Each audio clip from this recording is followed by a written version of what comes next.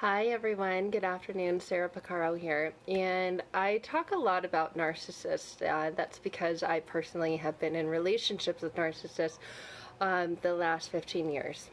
Not the last several years, but spent the last several years healing and recovering from the last one.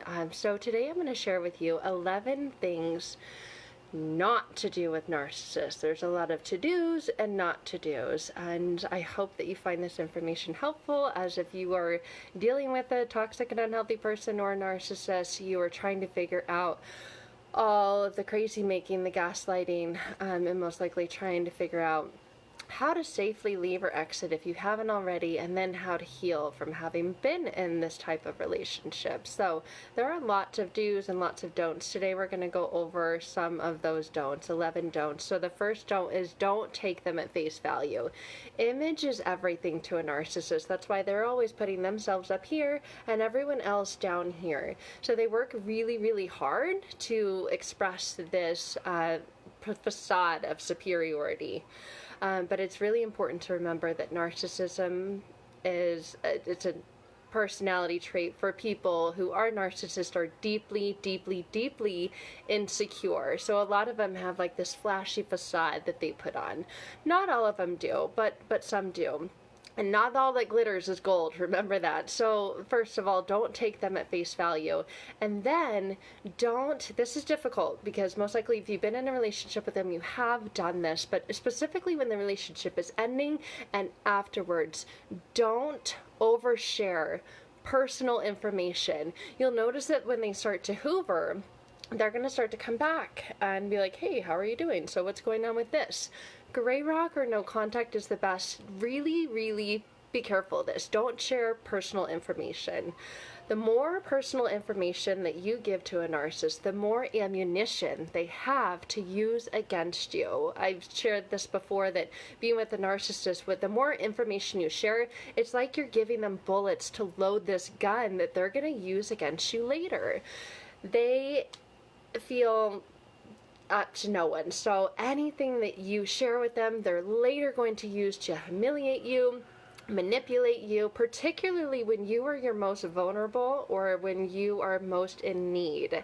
So be very careful and very judicious about what you share with them, and don't overshare personal information. Keep it very basic and simple. How are you? I'm good. Oh my gosh, like it's crazy. Like don't overshare. Just very gray rock, very 1, 2, 3 word answers. The next one is tough because your emotions are involved, but please try to not feel a need to justify your thoughts, your feelings, or your actions. So many people that I work with say, I can't say no, or I can't say yes. I have to give a reason why. I have to explain or validate or justify. Don't ever need to justify your thoughts, your feelings, or your actions.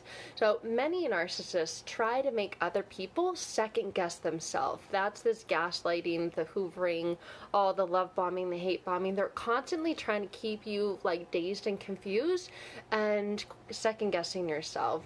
So don't justify your actions. They're going to do this and try to get this out of you to make you second guess yourself by asking pointed questions or leading questions to make you feel that you need to explain yourself, because they're going to say things like, I never said that.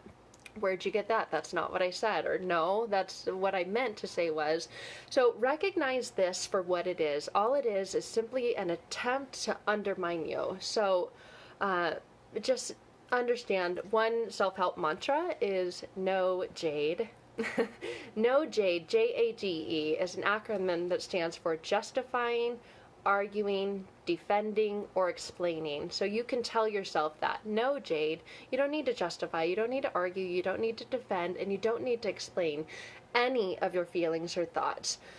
So furthermore, if you have bought into this, you understand that defending yourself or buying into that jade, that justifying, arguing, defending, or explaining, is counterproductive. They always are interested in one thing and one thing only, and that one thing is winning. It's not listening, it's not competing, it's not communicating, it's just winning. That's it. So the next tip is don't minimize their dysfunctional behavior. A lot of people will do this. Oh, it's really not that bad. you know, they said they were going to get help and they were going to get better. And I kind of see that. No, no, no, no. That's dysfunctional behavior. Do not minimize it. Narcissists are self-serving behavior. They are always hungry for attention. They suck the energy from those around them. They're like leeches. That's why they constantly need new supply, because one person can only give so much supply, and then they have to move on to someone else and suck it out of them. And over time, all the people, the flying monkeys in the narcissist harem, really get to be numb, and everyone I work with describes that they feel like they're just a shell of a human. There's nothing left of them. So make no mistake, this deceiving, manipulating, humiliating behavior is unhealthy and wrong, and there's no justifying this dysfunctional behavior that they have. And then this is, I feel like I have to say it, because people say, oh, they're gonna, you know, they're gonna get better. They're gonna keep you sprinkling. There's a term called breadcrumbs, so they're gonna give you a little bit of breadcrumbs. It's like you're starving for this love, affection, to feel that you matter, that you're enough, that you belong, all these things. And they have this giant loaf of bread, and they're just sprinkling these breadcrumbs, but they're never gonna do what they actually need to do in order to take responsibility. So don't ever expect them to take responsibility. They take credit and they give blame, and they rarely apologize, and they never admit fault. If they do, it's just kind of to like surpass you. Narcissists think that they have this special status, that they're up here, this grandiose type of personality, but they really have no interest or equality in owning up to what they do. So they are always going to say it's someone else's fault. They're always going to be playing that victim role. So asking them or expecting them to take responsibility for the things they do is simply just a waste of your time. They're not going to do it. So the next thing, number one, moving on from them having to feeling like they are going to take responsibility, is in the beginning, in the love bombing phase, they will seem to show all kinds of interest in the things that you like and the things that you do as well. And they're doing this to hook you in so that later they can hate bomb you once you're in. So in that, they're going to pretend that they share your values of the world, your values and your worldviews.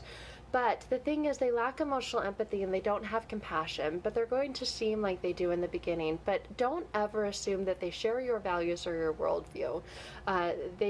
It's just going to lead you to being constantly and repeatedly disappointed. So people with narcissism view others as sources of gratification. They're not equal. They're always up here, you're down here. But they're going to use words as tools or weapons more than the truth. An ex-narcissist that I was in a relationship with said that he would slay you with his tongue, which meant he would slay you with his words.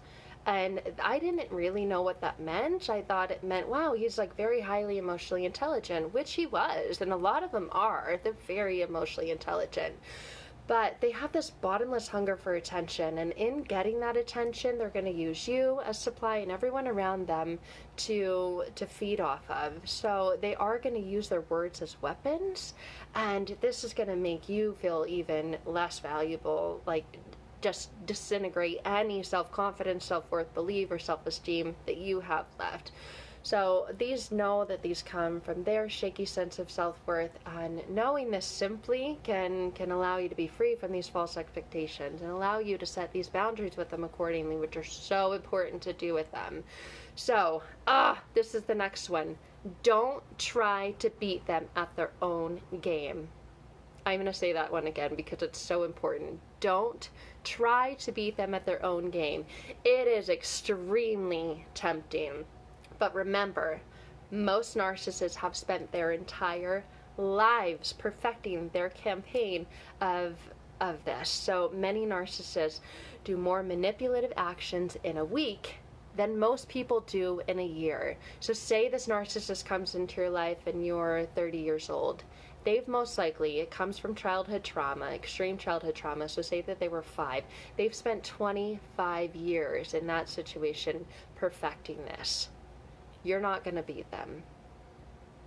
Like I said, they do most more manipulative actions in a week than you feel that you could do in a year, because most likely you're a loving, caring, beautiful person who just doesn't understand how they can treat anyone like that. So don't try to beat them at their own game. They are experts at this. They have a moral fear of losing and feeling inferior and being exposed or humiliated. So as a result of this, they devote massive, massive amounts of energy to maintaining this image, cultivating these sources that boost their ego, these ego boosting things, and it's always at others' expense. So trying to beat them at their own game is like going to war.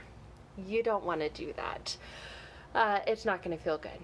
And it very, very rarely works. It often leaves you feeling even more depressed, anxious, like, ugh.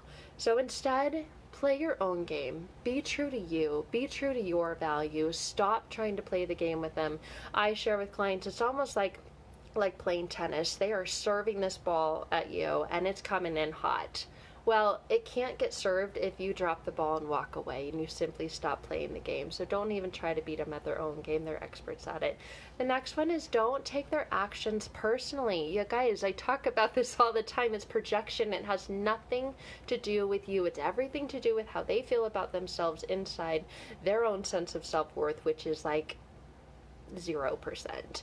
So narcissists will take advantage of anybody that they can, and as they're taking advantage of you, it's not personal. They do it to everybody. They treat those closest to them especially very, very negatively, but very, very few people, actually no one that I've ever met, is immune from a narcissist put down. So if you take what they do personally, you are granting them an extra real estate, extra space in your mind. Is that really what you want? I don't think so, because they never fill it with good things, with good thoughts or beliefs. And if they do, it's so that later on they can take it back, and it's like the cards are in their favor, they're in their pocket. So this is exactly what narcissists want. They want you to take their actions personally because it keeps them in the position of power. It keeps them in control. It keeps them able to win. So mistreatment by narcissists, oh my God, of course. It's extremely painful. It's devastating. It's wrong. But narcissists will target anyone who happens to cross their path. So stop crossing their path and stop taking it personally. It's not personal. You guys, it's just what they do. It's just who they are. So in this, don't expect empathy. Don't expect fairness with them. They are people, creatures who lack emotional empathy, meaning they have none. They have zero emotional empathy. If they had it, they would not be narcissists. Empathy is not based on the assumption that others are worthy or equal or deserve attention and compassion. Does that sound like a narcissist person that you know? Their sense of entitlement, that they're up here, leaves them feeling very, very little reason to play fair or reciprocate these feelings of you're showing them that they're loved. Their grandiosity leads them to seeing others as inferior. Again, they're down here and undeserving of compassion. They're not going to show compassion, or maybe they do, but it's just in a story, and it's a story to get them to look much better than they are. So focus on respecting yourself, giving yourself the empathy, being fair and true to who you are. Don't expect them to change because they don't change. That's the next one. People with NPD or narcissistic personality disorder, or very, very strong, there's a whole scale and paradigm. People who are very strong and heavy in those personality traits that have that narcissistic personality traits, some may alter over time. Like, some may get better because, like I said, there's a whole shift in paradigm of it. But the underlying dynamics that drive them are generally there for life. So they may get a little bit better, but if it takes them 30 years to get better, do you really want to stay around for 30 years? That's another question that comes up with people. Well, you know, they did go to counseling and I was seeing some improvements, but then it got worse. Or then they stopped going to counseling and I just don't know anymore. But I kind of feel like maybe I should hold on because they did get a little bit better. Okay, but how long is it going to take them to get to the point of that they are the type of person in a relationship that you really want to be with and deserve to be with? Way too long. So don't ever expect them to change. If you do, you're just going to hold on and invite more misery into your life.